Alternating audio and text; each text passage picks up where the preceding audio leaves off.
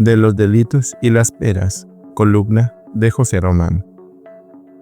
Desde César Bessarion, ese italiano aristócrata ilustre que revolucionó la ciencia jurídica en Occidente, el derecho penal dejó de ser un mero instrumento punitivo y arma política y de terror de los soberanos, para convertirse en un sistema de protección de la sociedad civil, pero a su vez una garantía de los ciudadanos ante el poder inquisitivo y desbordado del Estado, y sobre todo de los gobernantes.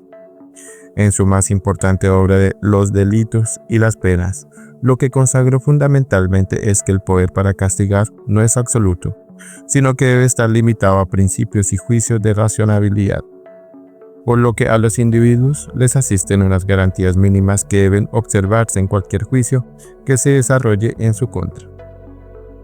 Ese ideario de derecho penal liberal, que había sido desarrollado por este italiano visionario casi 3 siglos atrás, fue positivizado en el ordenamiento jurídico a través de la Constitución de 1991.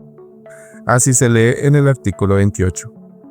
Toda persona es libre. Nadie puede ser molestado en su persona o familia, ni reducido a prisión o arresto, ni detenido, ni su domicilio registrado, sino en virtud del mandamiento escrito de autoridad judicial competente, con las formalidades legales y por motivo previamente definido en la ley. Y luego en el artículo 29. El debido proceso se aplicará a toda clase de actuaciones judiciales y administrativas.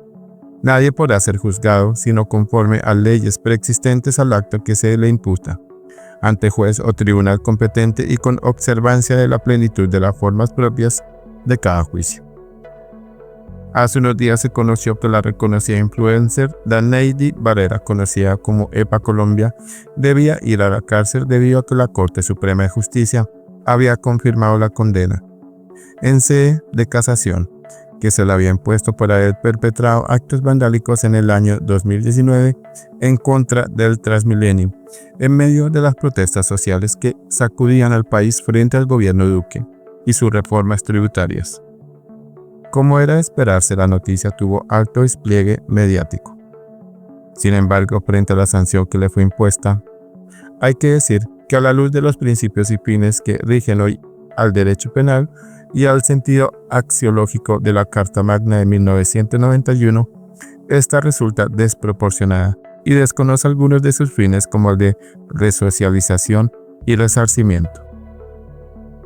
En palabras menos enjambradas de tecnicismos, parece que la sanción en este caso, más que buscar resarcir un daño o rehabilitar socialmente a quien lo realizó, busca señalar y generar encarmiento sobre la persona que cometió el delito.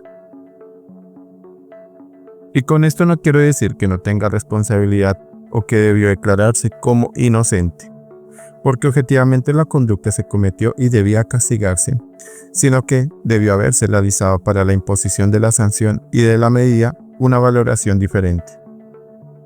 Los delitos que finalmente le imputaron fueron los de daño en bien ajeno agravado, perturbación en servicio al transporte público e instigación a delinquir con fines terroristas.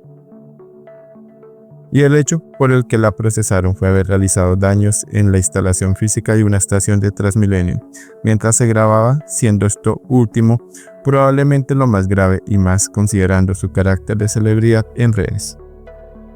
Creo que la sanción resulta desproporcionada porque su conducta se trató más de un acto vandálico, impulsado por una mezcla de afán mediático e ingenuidad. Quizás avisoró de manera desafortunada e irresponsable un momento oportuno en las protestas sociales para crear contenido que le incrementara aún más su alcance, que propiamente una instigación con fines terroristas, que tiene una naturaleza y alcances diferentes. Pero además desconoce los fines de resarcimiento y resocialización de la sanción penal. De resarcimiento porque la influencer siempre ha expresado su disposición de reconocer en dinero los daños que produjo, y de resocialización porque desde que cometió el hecho ha reconocido su responsabilidad de forma pública y ha utilizado las mismas redes que usó para viralizar el hecho, para disculparse y concientizar sobre su error.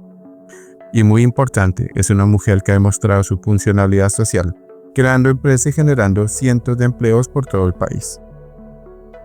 De modo que la sanción desconoce principios y fines del derecho penal, pero además creo que envía un mensaje equivocado a la sociedad. Mientras una mujer la condenan por más de 5 años por un hecho que fue hiperbolizado, otros auténticos delincuentes obtienen garantías y casi exaltaciones.